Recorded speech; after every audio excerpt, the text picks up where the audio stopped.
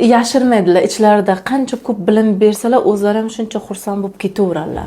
Men Nigora, 32 yoshdaman, Samarqand shahridanman. Men aslida xirurgiya sohasida ishlayman, kosmetologiyadan ham xabarim bor. Muxlisa Ravshonovnaga yangi texnikalar o'rganishga, malaka oshirish uchun o'qishga kelganman.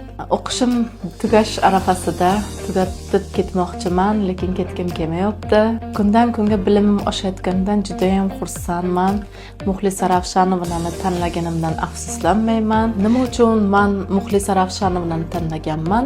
Chunki ular shogirdlari bilan hech qachon kontaktlarini uzmas ekanlar. Biza chiqib ketgandan keyin ham bilmagan texnikalarimizni bemalol so'raverishimiz mumkin. Xudo xohlasa, sertifikatimni olib, Samarqandda o'z ish faoliyatimni boshlamoqchiman. Men Muxlisa Ravshonovnaga juda ham minnatdorman.